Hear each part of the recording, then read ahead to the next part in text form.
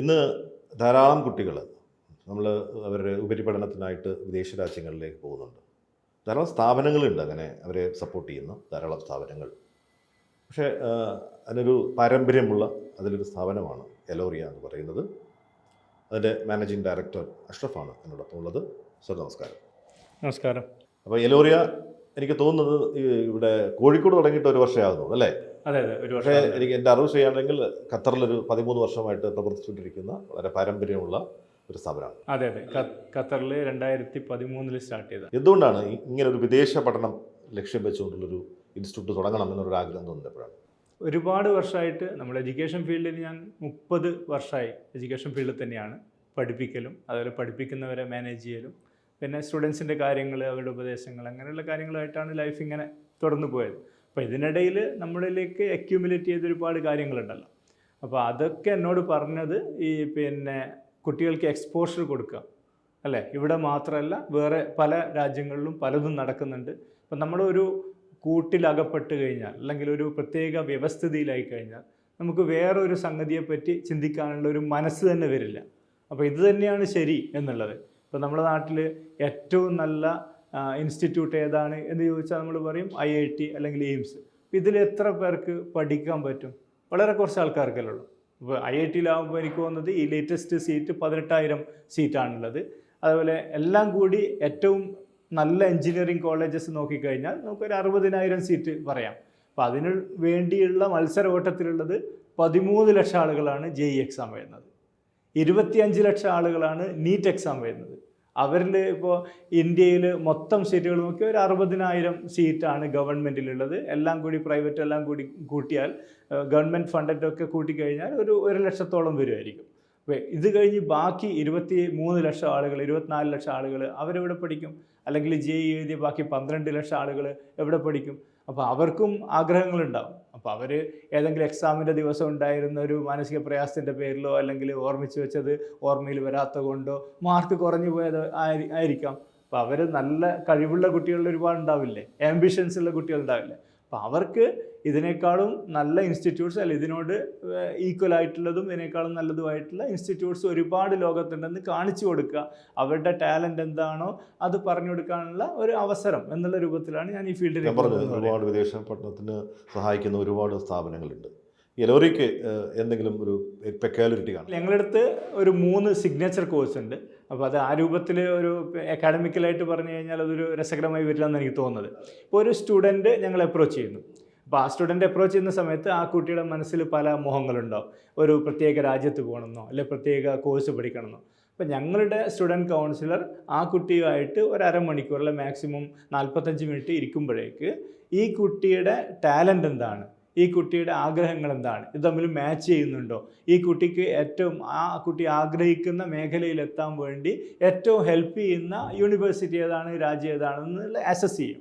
അങ്ങനെ അസസ് ചെയ്തിട്ട് ആ കുട്ടിക്ക് ഒരു നല്ല ഗൈഡൻസ് കൊടുക്കാൻ ഞങ്ങൾ ഇവിടെ ഒരു സ്റ്റുഡൻറ്റ് കൗൺസിലർ എന്നല്ല, സെയിൽസ് കൗൺസിലർ അങ്ങനെയല്ല ഞങ്ങൾ പറയാം, ഗൈഡൻസ് കൊടുക്കുന്ന ആളായിട്ടാണ്, ഒരു ഗൈഡായിട്ടാണ് ഞങ്ങളുടെ ഒരു കൗൺസിലറിനെ ഞങ്ങൾ തന്നെ വിളിക്കുന്നത്. ഞങ്ങൾ പേരങ്ങനെ തന്നെയാണ് കൊടുത്തിരിക്കുന്നത്. അപ്പോൾ ഒരു സ്റ്റുഡൻറ്റിനെ നേരായ രൂപത്തിലേക്ക് ആ കുട്ടിയുടെ മാക്സിമം ക്വാളിറ്റി കിട്ടാൻ വേണ്ടിയിട്ട് ഒരു നല്ല ഉത്തമ പൗരനാക്കാൻ, ഏറ്റവും സാറ്റിസ്ഫൈഡ് ലൈഫിലേക്ക് എത്തിക്കാൻ വേണ്ടിയുള്ള ഒരു ഗൈഡൻസ് കൊടുക്കുന്ന ഒരു രൂപം, അതാണ് ഞങ്ങൾ ഉണ്ടാക്കിയിരിക്കുന്നത്. 3 സിഗ്നേച്ചർ ഇതിനെക്കുറിച്ച് പറഞ്ഞു, അതെ, ഒരു പ്രോഗ്രാമിനെ കുറിച്ച്. അത് എന്തൊക്കെയാണ് ശരിക്കും പറഞ്ഞത്? ഇപ്പോൾ ഒന്നാമത്തെ സിഗ്നേച്ചർ 1 എന്ന് പറയുമ്പോൾ അത് ജോർജിയയിൽ പഠിച്ചിട്ട് ജർമ്മനിയിൽ ജോലി ഉറപ്പിക്കുന്നൊരു പരിപാടിയാണ്. അത് +2 കാർക്കുള്ളതാണ്. ഇപ്പോൾ +2 കഴിഞ്ഞിട്ട് ഇപ്പോൾ എൻ്റെ മകനിപ്പോൾ എൻജിനീയറിംഗ് BTech ഇപ്പോൾ കഴിഞ്ഞതാണ്, ഈ വർഷം ഇപ്പോൾ കഴിഞ്ഞതേ ഉള്ളൂ. അപ്പോൾ പുറത്ത് അവൻ്റെ കൂടെയുള്ള അവർ ക്യാമ്പസ് റിക്രൂട്ട്മെൻറ്റും കാര്യങ്ങളൊക്കെ ആയിട്ട് നോക്കുമ്പോൾ അവരുടെ ആവറേജ് സാലറി വരുന്നത് മാസത്തിൽ 40,000 അല്ലെങ്കിൽ 35,000 ഇങ്ങനെയൊക്കെയാണ് ആവറേജ് സാലറി വരുന്നത്. പലർക്കും 15,000 20,000 രൂപക്കാണ് മാസ ശമ്പളത്തിനാണ് അവൻ്റെ സ്നേഹിതന്മാർ പോയതെന്നാണ് പറയുന്നത്. അപ്പോൾ അങ്ങനെയുള്ളൊരു സമയത്ത് നമുക്കൊരു മാസത്തിലൊരു 3-4 ലക്ഷം രൂപ ശമ്പളം കിട്ടുന്ന ജോലിയിലേക്ക് കുട്ടികളെ കൊണ്ടുപോകാൻ പറ്റും എന്നുള്ളത് അത് ഒരുപാട് റിസർച്ചിന് ശേഷം ചെയ്തതാണ്. എന്താണത് ശരിക്കും? അത് എന്ത് കോഴ്സാണ് അത് ശരിക്കും ജോർജിയയിലാണ് പഠിക്കുന്നത്? അതെ, ജോർജിയയിലെ കോഴ്സ് 2 യൂണിവേഴ്സിറ്റി ആയിട്ടാണ് ഞങ്ങൾ ടൈപ്പ് ചെയ്തിരിക്കുന്നത്. ഗ്രാജുവേഷനാണ്? 4 വർഷത്തെ ഗ്രാജുവേഷനാണ്. ഓക്കെ, അതിലുള്ളത് എൻജിനീയറിംഗ് ഉണ്ട്, പിന്നെ നഴ്സിംഗ്, അതേപോലെ IT. ഇത് ജർമ്മനിയിൽ ഒരു 4 വർഷം കഴിഞ്ഞാൽ ഇവർ പഠിച്ചിറങ്ങിക്കഴിഞ്ഞാൽ ഏറ്റവും കൂടുതൽ ജോലി സാധ്യതയുള്ള ഏതാണ് എന്ന് റിസർച്ച് നടത്തിയിട്ട് അങ്ങനെ അതിലേക്കാണ് നമ്മൾ ചെയ്യുന്നത്. അപ്പോൾ അവർ പഠിക്കുന്ന സമയത്ത് തന്നെ അവർക്ക് പ്ലേസ്മെൻറ്റും ലഭിക്കും. ഇതിൽ തന്നെ ഒരുപാട് പ്രത്യേകതകളുണ്ട്. ഇപ്പം ജർമ്മനിയിൽ നമുക്കറിയാം ഒരുപാട് കുട്ടികൾ അവരുടെ ആംബിഷനാണ് ജർമ്മനിയിൽ വർക്ക് ചെയ്യുക. പിന്നെ ജർമ്മനിയിൽ നമുക്കറിയാം ഏറ്റവും കൂടുതലായിട്ട് ഇന്ത്യക്കാർക്ക് ജോലി സാധ്യതയുള്ളൊരു സ്ഥലമാണ്. അവിടെ യൂത്ത് ഇല്ല. അവർക്ക് പിന്നെ അവരുടെ ഫാക്ടറീസ് റൺ ആവണമെങ്കിൽ അല്ലെങ്കിൽ ഹോസ്പിറ്റൽസ് റൺ ആവണമെങ്കിൽ അവർക്ക് ഇന്ത്യൻ യൂത്ത് വേണം അല്ലേ. അപ്പോൾ അവർക്ക് ആവശ്യമുണ്ട്. നമുക്കാണെങ്കിൽ ഇഷ്ടംപോലെ യുവാക്കൾ ഇവിടെ ഉണ്ട് അല്ലേ. അപ്പോൾ അവർ ഏറ്റവും നല്ല ഒരു ജീവിത സാഹചര്യവും ശമ്പളവും നോക്കിയിട്ടാണ് അങ്ങോട്ട് പോകുന്നത്. അപ്പോൾ അതിൽ ഇവരനുഭവിക്കുന്ന പ്രശ്നങ്ങൾ എന്താണ് ഞങ്ങൾ പഠിച്ചു. കഴിഞ്ഞ 2 വർഷമായിട്ട് ഞങ്ങൾ പഠിച്ചു. ഒന്ന്, ഈ ജർമ്മൻ ലാംഗ്വേജ് പഠിക്കാൻ വേണ്ടിയിട്ട് അവർ ഒരുപാട് സമയം ചിലവാക്കണം. അതും പഠിച്ചു കഴിഞ്ഞാൽ തന്നെ അവർക്കത് പ്യുവറായിട്ട് ശരിക്കും ജർമ്മൻ സംസാരിക്കും പോലെ സംസാരിക്കാനില്ല. നമ്മൾ അറ്റ്ലീസ്റ്റ് നമ്മൾ ഇംഗ്ലീഷ് സംസാരിക്കുന്ന പോലെയെങ്കിലും സംസാരിക്കാൻ അവർക്ക് പറ്റുന്നില്ല. ഒരു അത്യാവശ്യം ആ B2 പഠിച്ചു കഴിഞ്ഞാൽ തന്നെ പാസ്സായി കഴിഞ്ഞാൽ തന്നെ ചെറിയൊരു രൂപത്തിലേ സംസാരിക്കാൻ പറ്റുന്നുള്ളൂ. അതുമായിട്ട് അവിടെ ജോലി ചെയ്യുന്ന ആളുകളുമായിട്ട് ഞാൻ സംസാരിച്ചു. അപ്പോൾ അവർ പറയുന്നത് ഞങ്ങൾക്കിവിടെ അതിനനുസരിച്ചുള്ള ബഹുമാനം കിട്ടുന്നില്ല. കാരണം ഞങ്ങൾക്കത് ഇവിടെ ജർമ്മനെ യൂസ് ചെയ്യാൻ പറ്റും. ഒരു സ്ഥാനക്കയറ്റമോ അല്ലെ വേറൊരു സ്ഥലത്ത് നല്ലൊരു ജോലിയോ നോക്കി അന്വേഷിച്ച് പോകുമ്പോൾ ഈ ലാംഗ്വേജ് തടസ്സമാവുന്നുണ്ട്. അപ്പോൾ ഞങ്ങൾ അതിനെ ഒരു പരിഹരിക്കാൻ വേണ്ടിയുള്ള മാർഗം ഈ ജോർജിയയിലെ പഠനത്തിൽ 3 വർഷം അവർ ജർമ്മൻ ലാംഗ്വേജ് പഠിക്കും. അതെ, ഇതിൻ്റെ ഇൻ്റഗ്രേറ്റഡ് ആയിട്ട് അവർ ജർമ്മൻ ലാംഗ്വേജ് പഠിക്കും. അപ്പോൾ ആ പ്രശ്നം ഒഴിവായി കിട്ടി. ഇങ്ങനെ ഓരോ വിഷയങ്ങൾ ജർമ്മനിയിൽ നല്ല ജോലി കിട്ടാൻ വേണ്ടി എന്തൊക്കെ വേണോ ആ കാര്യങ്ങളൊക്കെ ഇതിൽ ഇൻ്റഗ്രേറ്റ് ചെയ്ത് വന്നിട്ടുണ്ട്. എല്ലായ്പ്പോഴും ഇങ്ങനെ പോകാൻ ആഗ്രഹിക്കുന്നവരെ ഒന്നും തടസ്സപ്പെടുത്തൊരു കാര്യം ഇതിലൊരു വലിയ പൈസ അല്ലെങ്കിൽ പണം ഇൻവെസ്റ്റ്മെൻറ്റ് ആവശ്യമുണ്ടോ എന്നുള്ളതാണ്. ഇതിനൊരു വലിയ തുക ഒരാവശ്യം. അതായത് ഒരു കുട്ടി 4 വർഷം പഠിക്കുന്നതിന് അവിടെ എത്ര രൂപ നമ്മൾ ഇൻവെസ്റ്റ് ചെയ്യേണ്ടി വരും? അതിപ്പോൾ അവിടെ ഞങ്ങളുടെ ഈ കോഴ്സിൽ വേരി ചെയ്യുന്നുണ്ട്. ഫീ വരുന്നത് $3,500 ഒരു വർഷം ഫീ ആയിട്ട് വരുന്നത്. അപ്പോൾ അത് ചില കോഴ്സിൽ 4,500 ഉണ്ട്. IT ക്ക് 4,500 ഉണ്ട്. അപ്പോൾ $3,500 എന്ന് വരുമ്പോൾ ഇൻറ്റു 85 റുപ്പീസ് അല്ലേ. അപ്പോൾ അതൊരു 3 ലക്ഷം രൂപയോളം അല്ലെ 3.5 ലക്ഷം രൂപ മാക്സിമം അവർക്കൊരു വർഷം അവിടെ ഫീ ആയിട്ട് വരുന്നുണ്ട്. പിന്നെ അവിടെ പോകാനുള്ള ചിലവുകളും പിന്നെ അവിടെ ജീവിക്കാനുള്ള, ഇപ്പോൾ ഇവിടെ ജീവിക്കാനുള്ള ചിലവും ജോർജിയയിൽ ജീവിക്കാനുള്ള ചിലവും വലിയ വ്യത്യാസങ്ങളൊന്നുമില്ല. ഇവിടെ ഇപ്പോൾ കുട്ടികൾ ബാംഗ്ലൂരോ അല്ലെങ്കിൽ പിന്നെ ഡൽഹിയോ ഒക്കെ പോയി പഠിക്കുന്ന ഏകദേശം ആ ചിലവ് തന്നെയാണ് ജോർജിയയിൽ വേണ്ടി വരുന്നത്. നമുക്ക് പറയുമ്പോൾ ഒരു ആദ്യത്തെ വർഷം നമുക്ക് പിന്നെ ഒരു 8-8.5 ലക്ഷം നമുക്ക് കാണണം മൊത്തം എല്ലാം ഒരു വർഷത്തെ ചിലവായിട്ട് കാണണം. അതിനുശേഷം പിന്നെ ഒരു 3-3.5 ലക്ഷം രൂപ ഒരു വർഷം അവരുടെ ഫീസായിട്ട് കാണണം. പിന്നെ അവർക്ക് പോകുന്ന മാസം അല്ല അടുത്ത മാസം മുതൽ അവർക്ക് സ്വന്തമായിട്ട് വർക്ക് ചെയ്ത് ഒരു സൈഡ് ജോലി ചെയ്തിട്ട് അതിനുള്ള സൗകര്യങ്ങൾ യൂണിവേഴ്സിറ്റി ഒരുക്കുന്നുണ്ട്, ഞങ്ങളുടെ ഭാഗത്ത് നിന്ന് ഒരുക്കുന്നുണ്ട്. അങ്ങനെ ജോലി കിട്ടാത്തതായിട്ട് ആരും ഇല്ല. അവർക്ക് അവരുടെ പിന്നെ ചിലവിനും അല്ലെ എക്സ്ട്രയും അവർക്ക് ഉണ്ടാക്കിയെടുക്കാൻ സാധിക്കുന്നുണ്ടെന്നുള്ള ഞാൻ മനസ്സിലാക്കി. നമ്മൾ ഇന്ത്യയിൽ പഠിക്കുന്നതിന് തന്നെ ഇതിനേക്കാൾ കൂടുതൽ പൈസ വാങ്ങിക്കുന്ന സ്ഥാപനങ്ങളുണ്ട് ഇന്ത്യയിൽ തന്നെ. അതെ. അത് നിങ്ങൾ ആദ്യം ചോദിച്ചല്ലോ, പിന്നെ ഈ എന്തുകൊണ്ട് ഈ രംഗം ഇപ്പോൾ ഇന്ത്യയിൽ നമ്മുടെ top universities top colleges okay അത് മാറ്റി വെച്ച് കഴിഞ്ഞാൽ പ്രൈവറ്റായിട്ട് നല്ലവരുണ്ടാവാം. അല്ലാത്ത മാക്സിമം യൂണിവേഴ്സിറ്റീസ് അവർ വാങ്ങിക്കുന്ന പണവും അവർ കൊടുക്കുന്ന ക്വാളിറ്റിയും തമ്മിൽ യാതൊരു ബന്ധവുമില്ല. പക്ഷെ നമ്മൾ ഈ ഒരു എമൗണ്ട് പുറത്ത് കൊടുക്കുന്ന സമയത്ത് അവർക്ക് വേൾഡ് ക്ലാസ് യൂണിവേഴ്സിറ്റിയിലാണ് പഠിക്കാൻ പറ്റുന്നത്. ഒരു എക്സ്പോഷർ കിട്ടുകയാണ് അല്ലേ, ലോകത്തുള്ള മുഴുവൻ രാജ്യങ്ങളിലെ സ്റ്റുഡൻസുമായിട്ടൊരു എക്സ്പോഷർ കിട്ടുകയാണ്, ലോകം കാണുകയാണ്. അപ്പോൾ ആ കുട്ടിയുടെ വളർച്ച, മാനസിക വളർച്ചയും അതേപോലെ ആ കുട്ടിക്ക് ഭാവിയിൽ ഉണ്ടാകുന്ന ഗുണവും വ്യത്യാസമാണ്. അത് നമുക്കൊരിക്കലും കമ്പയർ ചെയ്യാൻ പറ്റില്ല ഇവിടെ പഠിക്കുന്നതായിട്ട്. ജോർജിയ പോലുള്ള സ്ഥലങ്ങളിൽ അത്രയും സൗകര്യമുള്ള ഇൻസ്റ്റിറ്റ്യൂഷൻസ് ഉണ്ടല്ലോ. ജോർജിയയിൽ ഒരുപാട് യൂണിവേഴ്സിറ്റീസ് ഉണ്ട്, അതും വേൾഡ് ക്ലാസ് യൂണിവേഴ്സിറ്റീസാണ് ഉള്ളത്. അവിടുത്തെ സൗകര്യങ്ങൾ നമ്മൾ കണ്ടാൽ അന്താളിച്ച് പോകുന്ന രൂപത്തിലുള്ള സൗകര്യമാണ്. നമ്മളിവിടെ ചില യൂണിവേഴ്സിറ്റിയിലോ അല്ലെ കോളേജുകളിലോ പോയി അതിനുശേഷം ജോർജിയയിലെ ഇപ്പോൾ ഞങ്ങൾ കുട്ടികളെ കൊണ്ടുവന്ന കൊക്കാസസ് ഇൻ്റർനാഷണൽ യൂണിവേഴ്സിറ്റി ആയാലും അല്ലെ യൂണിവേഴ്സിറ്റി ഓഫ് ജോർജിയ ആയാലും അവിടെയൊക്കെ പോയി കഴിഞ്ഞാൽ ആ വ്യത്യാസം നമുക്ക് ശരിക്കും കണ്ടറിയാൻ സാധിക്കും. ഈ സുരക്ഷ എന്ന് പറയുന്നത് അവിടെ കുറച്ചും കൂടി കൂടുതലായിരിക്കും അല്ലേ? നല്ല സേഫ് ആയിട്ടുള്ള. ഈ ഒന്നാമത്തെ പ്രോഗ്രാം പറഞ്ഞു, ഇനി രണ്ടാമത്തെ പ്രോഗ്രാം എന്താണ്? രണ്ടാമത്തത് മെഡിക്കലുമായിട്ട് ബന്ധപ്പെട്ടാണ്. ഞാൻ പറഞ്ഞല്ലോ ഇപ്പോൾ നീറ്റ് എക്സാം എഴുതുന്നത് 24 ലക്ഷം സ്റ്റുഡൻസാണ് ഇവിടെ നീറ്റ് എക്സാം എഴുതുന്നത്. അതിൽ 1 ലക്ഷം സ്റ്റുഡൻസിനാണ് ഇവിടെ മെഡിക്കൽ കോളേജുകളിൽ കിട്ടുന്നത് അല്ലേ, അഡ്മിഷൻ കിട്ടുന്നത്. ബാക്കിയുള്ളവർക്ക് ഇന്ത്യയിൽ പ്രൈവറ്റ് പഠിക്കണമെങ്കിൽ 1 കോടിയോ അതിന് മേലെ ചിലവ് വരും അല്ലേ. അപ്പോൾ അതിന് പകരം ഒരു 30 ലക്ഷം മൊത്തം ചിലവ്, അപ്പം അവരുടെ ഫുഡിനും അക്കോമഡേഷനും അടക്കം ഒരു 30 ലക്ഷം ചിലവോട് കൂടിയിട്ട് പുറത്ത് പഠിക്കാനുള്ള സംവിധാനം. അല്ല ജോർജിയയിലാകുമ്പോൾ അതിനേക്കാൾ കുറച്ച് കൂടും, 45 ലക്ഷം രൂപ ചിലവ് വരുമായിരിക്കും. എല്ലാം കൂടി അവരുടെ എല്ലാ എക്സ്പെൻസും കൂടിയിട്ടാണ് പറയുന്നത്. അപ്പോൾ അങ്ങനൊരു സംവിധാനമാണ് ഒരുക്കിയിരിക്കുന്നത്. അതിൽ ഞങ്ങൾ സിഗ്നേച്ചർ കോഴ്സ് പലരും മെഡിക്കലിന് പുറത്തേക്ക് കൊണ്ടുപോകുന്നുണ്ട്. പക്ഷേ ഞങ്ങൾ ചെയ്യുന്നത് ഞങ്ങൾ ഡോക്ടേഴ്സിൻ്റെ ഒരു പാനലാണ് ഇത് നിയന്ത്രിക്കുന്നത്. ഇപ്പോൾ ഒരു 10 സ്റ്റുഡൻസിന് ഒരു മെൻറ്റർ ഡോക്ടർ ഉണ്ടാവും. അപ്പോൾ ആ കുട്ടിക്ക് പഠിക്കുന്നതിനനുസരിച്ച് ആ സമയത്ത് എന്തൊക്കെ സംശയങ്ങളുണ്ടോ അതൊക്കെ ആ ഡോക്ടറോട് വിളിച്ച് ചോദിക്കാം, എല്ലാ പ്രശ്നങ്ങളും ചർച്ച ചെയ്യാം. അതുമാത്രമല്ല, നമ്മുടെ സ്റ്റുഡൻസ് ഈ പുറത്ത് മെഡിക്കൽ പഠിക്കുമ്പോൾ അവർ ഫേസ് ചെയ്യുന്ന കാര്യങ്ങളൊക്കെ ഇത് പരിഹരിച്ചിട്ടുണ്ട്. ഞങ്ങളുടെ കോഴ്സിൽ, ഈ സിഗ്നേച്ചർ കോഴ്സിൽ പരിഹരിച്ചിട്ടുണ്ട്. അതിലൊന്നെന്താണെന്ന് വെച്ചാൽ FMG എക്സാം. ഈ എക്സാം അവരുടെ അതെ MBBS കഴിഞ്ഞ് തിരിച്ച് വന്നു കഴിഞ്ഞാൽ ഇവിടെ ഒരു FMG എക്സാം, ഇനി നെക്സ്റ്റ് എന്നാണ് അതിൻ്റെ പേര്, അടുത്ത വർഷം മുതൽ. അപ്പോൾ ആ എക്സാം പാസ്സായി കഴിഞ്ഞാൽ മാത്രമേ അവർക്ക് ഇവിടെ ലൈസൻസ് കിട്ടൂ. ആ എക്സാം പാസ്സാവുന്നില്ല എന്നുള്ളതാണ് ഒരു ദുഃഖ സത്യം. ശരിക്കും പറഞ്ഞാൽ ഒരു എക്സാമിൽ 10-15% ആൾക്കാരാണ് പാസ്സായത്. കഴിഞ്ഞ വർഷം എനിക്കൊന്ന് 25% ആൾക്കാരാണ് പാസ്സായത്. അങ്ങനെ പാസ്സാവുള്ളൂ. ബാക്കിയുള്ളവർ വീണ്ടും വീണ്ടും റിപ്പീറ്റ് ചെയ്തുകൊണ്ടിരിക്കുക. ഞങ്ങളതിന് ചെയ്ത മാർഗം അവർ ഡേ 1 മുതൽ ഈ FMG എക്സാമിനുള്ള സപ്പോർട്ട് കൊടുക്കുക എന്നുള്ളതാണ്. അതുമാത്രമല്ല, പുറത്ത് ഇപ്പോൾ പ്ലാബ് എക്സാം UK-ലേക്കുള്ളത്, അതുപോലെ USMLE എക്സാം US-ലേക്കുള്ളത്, ഇതിൻ്റെയൊക്കെ കോച്ചിങ് ഞങ്ങൾ കൊടുക്കുന്നുണ്ട് ഇതിൻ്റെ കൂടെ. അതേപോലെ ഇവരുടെ ക്ലാസ്സുകൾ മോണിറ്റർ ചെയ്യുന്നുണ്ട്. അവർക്ക് ഞാൻ പറഞ്ഞില്ലേ, ഡോക്ടർ മെൻറ്ററായിട്ട് അവർക്ക് ക്ലാസ്സുകളൊക്കെ നന്നായി പോകുന്നുണ്ട്. അവർ പാസ്സാവുന്നുണ്ട് എന്ന് ഉറപ്പ് വരുത്തി അവർ നല്ലൊരു ഡോക്ടറായി തിരിച്ചു വരും എന്നുള്ള ഉറപ്പാണ് നമ്മൾ കൊടുക്കുന്നത്.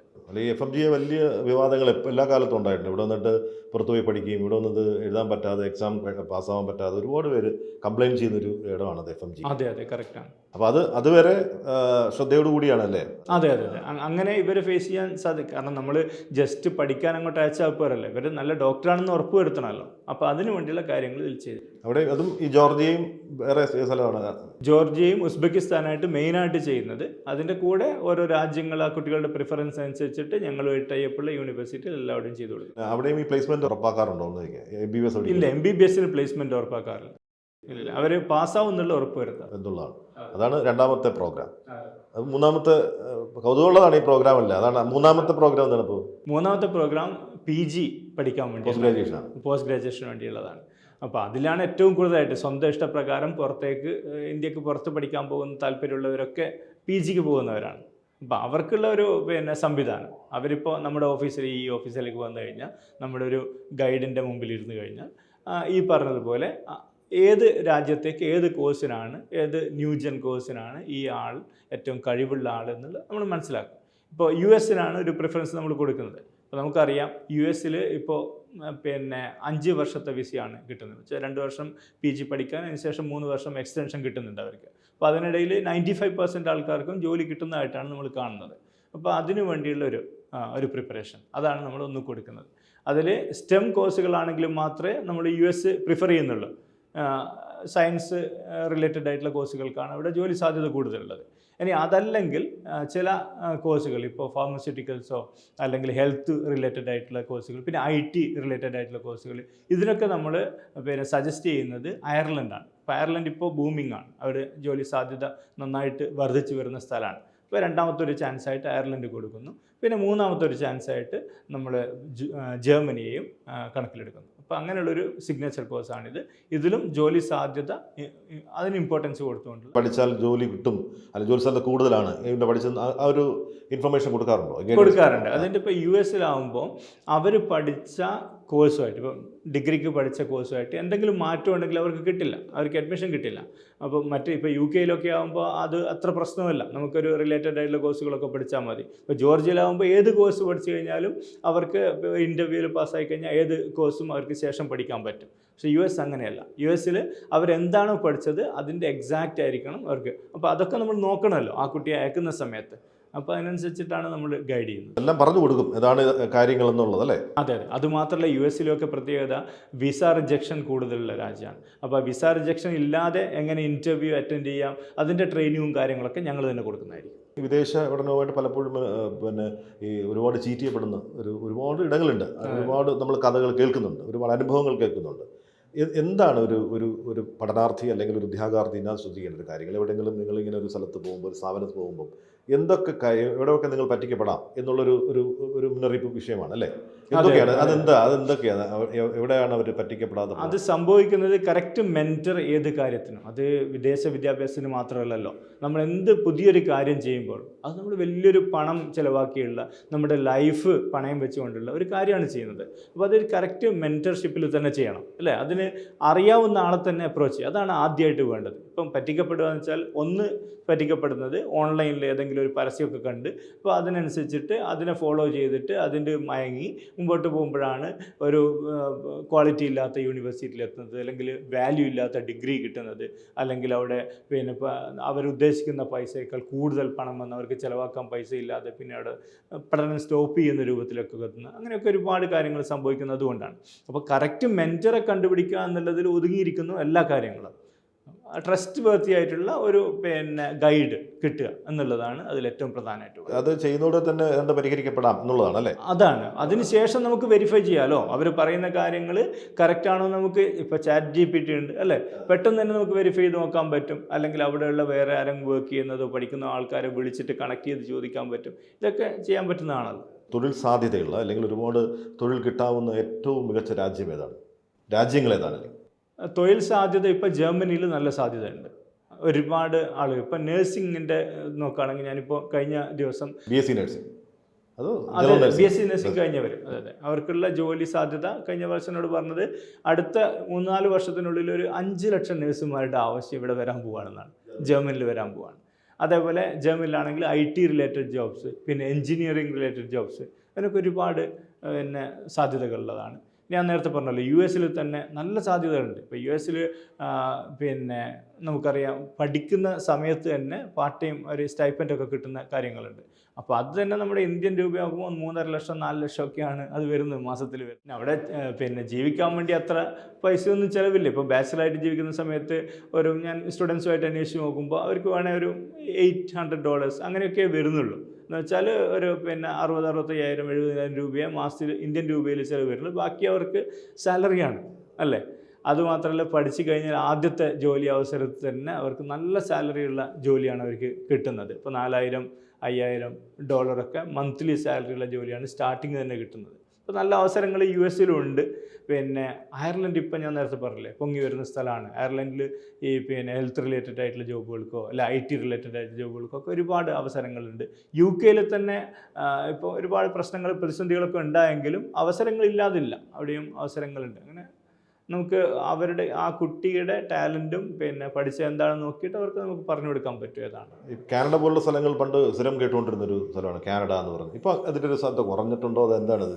കാനഡയിൽ അതെ അതിൽ പിന്നെ ഓവർ പോപ്പുലേറ്റഡ് ആയിട്ടുണ്ടായിരുന്നു ഇന്ത്യൻ ക്രൗഡ്. അത് മാത്രമല്ല ഡിപ്ലോമാറ്റിക് പ്രോബ്ലംസ് ഉണ്ടായിരുന്നു. ഇപ്പോൾ എനിക്ക് അറിയാൻ പറ്റിയത് ഒരു 1-2 വർഷത്തിനുള്ളിൽ കാനഡ വീണ്ടും ഫ്ലറിഷ് ആവും എന്നുള്ളതാണ് മനസ്സിലാക്കാൻ സാധിക്കും. ഈ ജോർജിയ അധികം കേൾക്കാത്തൊരു സ്ഥലമാണ് നമ്മുടെ ഒരു വിദേശ പഠനവുമായി ബന്ധപ്പെട്ട്. അത് വളരെ ഫോക്കസ്ഡ് ആവുന്നത് എന്തുകൊണ്ടാണ് ലോറിയൽ? ഈ ജോർജിയ എന്ന് പറയുമ്പോൾ ജോർജിയ അറിയാലോ നമ്മുടെ USSRൻ്റെ പാർട്ടായിട്ട് വരുന്ന പഴയ USSRൻ്റെ പാർട്ടായിട്ട് വരുന്ന ഉസ്ബെക്കിസ്ഥാൻ കസാഖിസ്ഥാനൊക്കെ പോലുള്ള ഒരു രാജ്യമാണ് ജോർജിയ. പക്ഷെ ജോർജിയ ഒരു പ്രത്യേക കൾച്ചറുള്ള രാജ്യമാണ്. അപ്പോൾ അവർ തന്നെ പറയാം ഞങ്ങൾ യൂറോപ്യൻ കൾച്ചറാണ് പക്ഷേ ഏഷ്യൻ കൺട്രിയാണ്. അപ്പോൾ യൂറോപ്യൻ കൾച്ചറാണ് അവർ ഫോളോ ചെയ്യുന്നത്. അപ്പോൾ ആ ഒരു യൂറോപ്യൻ കൾച്ചറിലും അതുപോലെ യൂണിവേഴ്സിറ്റീസൊക്കെ നല്ല സ്റ്റാൻഡേർഡ് യൂണിവേഴ്സിറ്റീസാണ്. അവിടെ കെട്ടിടങ്ങളോ അല്ലെങ്കിൽ അതിൻ്റെ സൗകര്യങ്ങളോ എല്ലാം ഗംഭീര യൂണിവേഴ്സിറ്റീസാണ്. അപ്പോൾ അത്തരം കാര്യം ഒരു എഡ്യൂക്കേഷൻ ഹബ്ബായിട്ടാണ് ജോർജിയ നമ്മൾ കാണുന്നത്. അവിടെ ജോലി ചെയ്യാനുള്ള സാധ്യതകളൊക്കെ വളരെ കുറവാണ്. അവിടെ പിന്നെ അത്ര ജോലിയുടെ ആവശ്യമില്ല.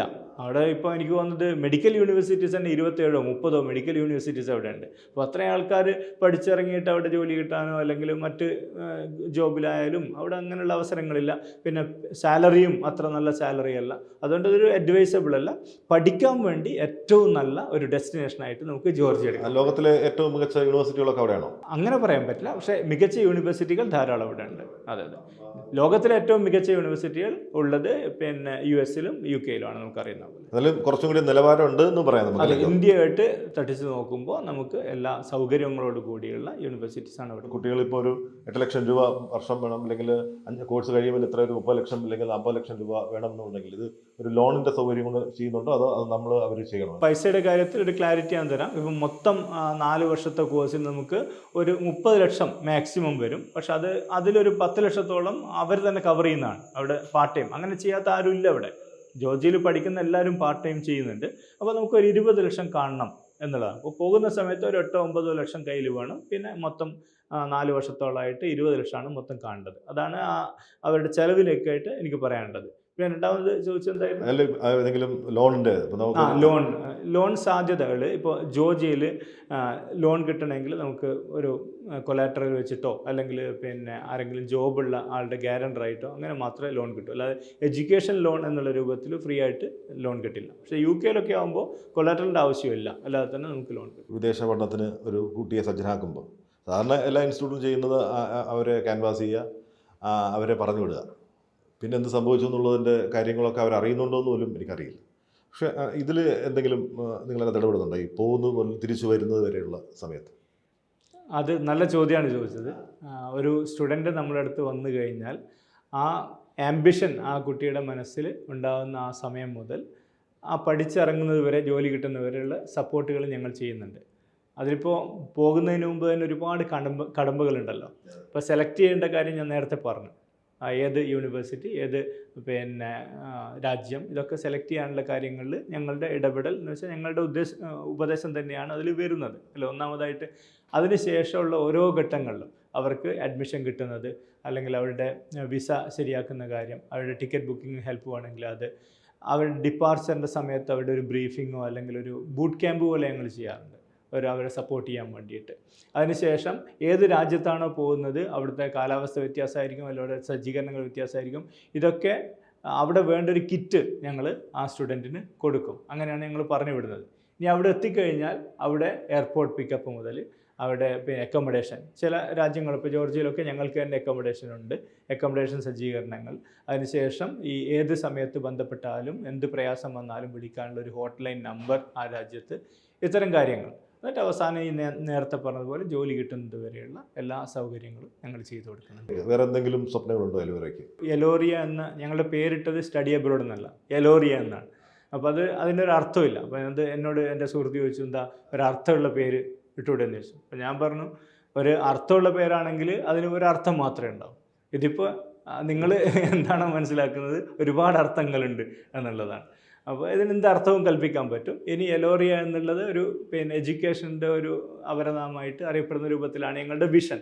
അപ്പോൾ അതിൽ ഈ സ്റ്റഡി അബ്രോഡിൻ്റെ പുറമെ, സ്റ്റഡി അബ്രോഡ് എന്നുള്ളത് ഞാൻ എൻ്റെ കോൺസെപ്റ്റ് പറഞ്ഞു, ഒരു സ്റ്റുഡൻറ്റിൻ്റെ ഉള്ളിലുള്ള ഫയർ അത് ഏറ്റവും നന്നാക്കിയിട്ട് അവൻ്റെ സാറ്റിസ്ഫൈഡ് ലൈഫിലേക്ക് എത്തിക്കാൻ വേണ്ടിയുള്ള കാര്യങ്ങൾ ചെയ്തു കൊടുക്കുക എന്നുള്ളതാണല്ലോ സ്റ്റഡി അബ്രോഡ്. അതുപോലെ മറ്റു പല കാര്യങ്ങളും നമുക്ക് ചെയ്തു കൊടുക്കാൻ പറ്റും. ഞാൻ പൊതുവേ പറയാറുണ്ട്, നമ്മുടെ സ്കൂളുകളിൽ വെച്ച് പഠിക്കുന്ന പല കാര്യങ്ങളും നമ്മൾ ലൈഫിൽ യൂസ് ചെയ്യുന്നില്ല. നമ്മൾ ലൈഫിൽ എല്ലാവർക്കും യൂസ് ചെയ്യാൻ വേണ്ട പല കാര്യങ്ങളും നമ്മൾ സ്കൂളിൽ പഠിക്കുന്നുമില്ല. അപ്പോൾ ഈ ഗ്യാപ്പ് മനസ്സിലാക്കിയിട്ട് അവിടെയൊക്കെ ആ കുട്ടികളുടെ ഒരു ടാലൻറ്റ് ഉണ്ടാക്കാൻ വേണ്ടി, എവിടെയാണോ ആ കുട്ടിക്ക് അല്ലെങ്കിൽ സ്റ്റുഡൻസിന് എന്തൊക്കെ വീക്ക്നെസ്സാണോ ഉള്ളത് അതൊക്കെ ഒന്ന് മാനേജ് ചെയ്യാനും, അതേപോലെ എന്തൊക്കെ കഴിവുകളുള്ളത് അതൊക്കെ ഒന്ന് ഒരു നന്നാക്കിയെടുക്കാനും അതിന് നഴ്സർ ചെയ്യാനും വേണ്ടിയിട്ടുള്ള പരിപാടികൾ ഒരുപാട് വിഷനിൽ ഞങ്ങളുണ്ട്. ഒന്ന് വരുന്നത് കോമ്പറ്റീഷൻസാണ്. സ്കൂൾ വൈസ് കോമ്പറ്റീഷൻസ് നടത്തുക. ആ കോമ്പറ്റീഷൻ നടക്കുന്നത് അതിൻ്റെ മേഖലകൾ ഞാൻ നേരത്തെ പറഞ്ഞ പോലെ സ്കൂളിൽ വിട്ടുപോകുന്ന പക്ഷെ അവർക്ക് ആവശ്യമുള്ള, ഇപ്പോൾ കേരളത്തിൽ നമ്മൾ നോക്കുകയാണെങ്കിൽ എല്ലാ കുട്ടികൾക്കും എല്ലാ പ്രായമുള്ളവർക്കും അറിയാവുന്ന പേരുകൾ ഡിബേറ്റ് ചെയ്യുന്നവരുടെ പേരുകളായിരിക്കും TV വന്ന്. അപ്പോൾ ഏറ്റവും നന്നായിട്ട് ഇനി ഭാവിയിൽ ആവശ്യം വരുന്നത് ഡിബേറ്റിങ്, കമ്മ്യൂണിക്കേഷൻ, അതേപോലെ ഇൻ്റർവ്യൂ അറ്റൻഡ് ചെയ്യാനുള്ള കഴിവ്, അല്ലെങ്കിൽ ഒരു പാർലമെൻറ്റ്, മോഡൽ പാർലമെൻറ്റ്, ഇത്തരം കാര്യങ്ങളിലൊക്കെ സ്കൂൾ വൈസ് മത്സരം നടത്തി, പിന്നെ അത് ഡിസ്ട്രിക്ട് വൈസ് നടത്തി, പിന്നെ കേരളം മൊത്തത്തിലുള്ള ഒരു യൂത്ത് ഫെസ്റ്റിവൽ എങ്ങനെയാണോ നടക്കുന്നത് അതേ രൂപത്തിൽ ഒരു മത്സര ശ്രേണി ഉണ്ടാക്കിയെടുക്കുക എന്നുള്ളതാണ് ഒരു വിഷനായിട്ട് വരുന്നത്. ഈ വർഷം തന്നെ ഞങ്ങളത് നടപ്പിലാക്കാൻ പോവാണ്. അത് നമുക്ക് മറ്റ് വിദ്യാഭ്യാസ സ്ഥാപനങ്ങളോട്ട് ഇതിനകത്ത് ഇത് ചെയ്യാൻ പറ്റുമോ? സ്കൂളുമായിട്ട് നമ്മൾ ചെയ്യുന്നത്. ഗവൺമെന്റ് സ്കൂളാണോ പ്രൈവറ്റ് സ്കൂളുകളാണോ? എല്ലാ സ്കൂളുകളായിട്ട് ഞങ്ങൾ അതിൻ്റെ എല്ലാ ഡോക്യുമെൻറ്റ്സും റെഡിയാണ്. അതിൻ്റെ അടുത്ത മാസങ്ങളിൽ ഇതിൻ്റെ ആദ്യത്തെ സ്റ്റെപ്പ് ഞങ്ങൾ ചെയ്യുന്നതായിരിക്കും. അപ്പോൾ ഇതിൽ എങ്ങനെ സ്റ്റുഡൻസ് അവർ വരും എന്നുള്ളതാണ് ക്വസ്റ്റ്യൻ എങ്കിൽ, ഇവരെ ഞങ്ങൾക്ക് പ്രൈസാണ് പ്രധാനം. ഇതിൽ ഏറ്റവും നന്നായി ടോപ്പിൽ വരുന്ന, ഓരോ മേഖലയിലും ടോപ്പിൽ വരുന്ന കുട്ടികൾക്ക് ഇപ്പോൾ ഒന്നുകിൽ നാസ കാണാനും അവിടെ കാര്യങ്ങൾ പരിചയപ്പെടാനുള്ള ഒരു അവസരം ഒരുക്കുക. അതേപോലെ വേൾഡിൽ ഏറ്റവും പ്രധാനപ്പെട്ട ഹാർവേഡ് യൂണിവേഴ്സിറ്റി, അല്ലെങ്കിൽ കാംബ്രിഡ്ജ് യൂണിവേഴ്സിറ്റി, ഓക്സ്ഫോർഡ് യൂണിവേഴ്സിറ്റി, ഇവിടെയൊക്കെ സന്ദർശിക്കാൻ. ഇപ്പോൾ ഇന്ത്യയിലാണെങ്കിൽ IIT-കളും അതേപോലെ NIT-കളും അല്ലെ ടോപ്പ് പേഴ്സണാലിറ്റികളുമായിട്ടൊക്കെ മിങ്കിൾ ചെയ്യാനുള്ള അവസരങ്ങൾ ഉണ്ടാക്കിയെടുക്കുക. അപ്പോൾ അത് ആണ് നമ്മൾ ഓഫർ ചെയ്യുന്നത്. അപ്പോൾ അത് ഓഫർ ചെയ്യുമ്പോൾ അതിലേക്ക് സ്റ്റുഡൻസ് വരും എന്നുള്ളതാണ് നമുക്ക് പ്രതീക്ഷ. ഇതുപോലെ ഒരുപാട് കാര്യങ്ങൾ ഞങ്ങൾ ലിസ്റ്റ് ചെയ്ത് വെച്ചിട്ടുണ്ട്. മറ്റൊരു പ്രോഗ്രാം പറയുകയാണെങ്കിൽ എലീറ്റീൻ എന്ന് പറയുന്ന ഒരു പ്രോഗ്രാമുണ്ട്. അത് 8ാം ക്ലാസ്സിൽ നിന്ന് തന്നെ ഒരു സ്റ്റുഡൻറ്റിനെ പിടിച്ചിട്ട് ആ കുട്ടിക്ക് എന്താണ് ടാലൻ്റ് എന്ന് ഡിഫറൻഷ്യൽ ആപ്റ്റിറ്റ്യൂഡ് ടെസ്റ്റ് അല്ലെങ്കിൽ മൾട്ടിപ്പിൾ ഇൻ്റലിജൻസ് ടെസ്റ്റ് ഒക്കെ നടത്തി കണ്ടുപിടിച്ച് ഈ ആ കഴിവും അതേപോലെ വീക്ക്നെസ്സും കണ്ടെത്തി അതിൻ്റെ കാര്യങ്ങളൊക്കെ മാനേജ് ചെയ്ത് അങ്ങനെ ആഴ്ചയിൽ ഒരു ക്ലാസ് ഇതാക്കി അങ്ങ് കൊടുത്തുകൊണ്ട് ഒരു 1-2 വർഷം കൊണ്ട് ആ കുട്ടിയെ ടോട്ടൽ ക്വാളിറ്റി പേഴ്സണിലേക്ക് എത്തിക്കാനുള്ള വേറൊരു പ്രോഗ്രാമും കൂടി ഞങ്ങൾ ചെയ്യുന്നുണ്ട്. തലശ്ശേരി പോലുള്ളൊരു സ്ഥലത്ത് പഠിച്ചു. അവിടുന്ന് ഗണിതശാസ്ത്രത്തിൽ അല്ലെങ്കിൽ മാത്സിൽ മാസ്റ്റർ ബിരുദമുണ്ട് അല്ലേ? അതെ. B.Ed എടുത്തു. അതിനുശേഷം അധ്യാപകനായിരുന്നു. അധ്യാപകനായ ശേഷമാണ് ഖത്തറിലേക്ക് അധ്യാപന വൃത്തിയായിട്ട് പോകുന്നത്. അപ്പം തീർച്ചയായിട്ടും ആ ഒരു വിദ്യാഭ്യാസ മേഖലയിലുള്ള ശരി തെറ്റുകളെക്കുറിച്ച് കൃത്യമായ ധാരണയുള്ള ഒരാളാണ് അല്ലേ?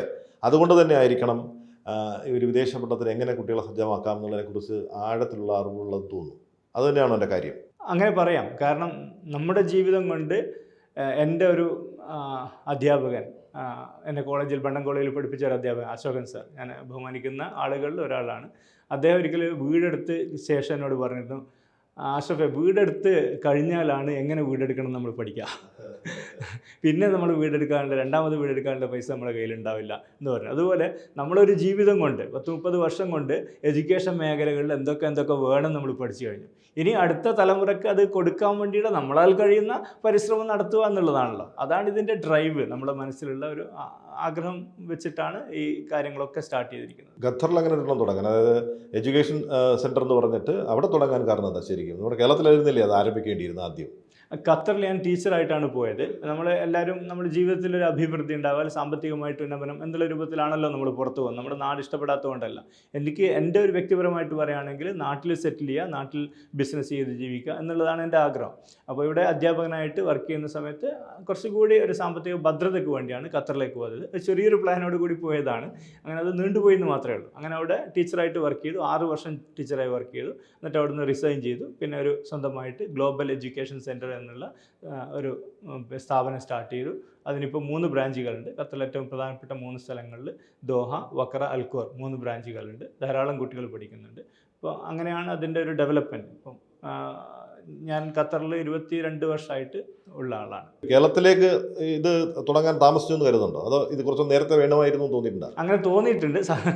സത്യസന്ധമായിട്ട് പറഞ്ഞു കഴിഞ്ഞാൽ അങ്ങനെ തോന്നിയിട്ടുണ്ട്. പക്ഷേ നമുക്ക് പലതിലും നമ്മൾ വ്യാപൃതനായി കഴിഞ്ഞാൽ നമ്മുടെ ഫോക്കസ് നഷ്ടപ്പെടുമെന്ന് കരുതിയിട്ടാണ് കാര്യങ്ങളിങ്ങനെ നീണ്ടു പോകുന്നത്. നമ്മൾ സ്വപ്നം കണ്ട ലോകത്തേക്ക് പറക്കാനും പഠിക്കാനുമുള്ള അവസരം ഉണ്ടാകാൻ എല്ലാവരൊക്കെ കഴിയട്ടെ താങ്ക് യു എന്ന് പ്രാർത്ഥിക്കുന്നു.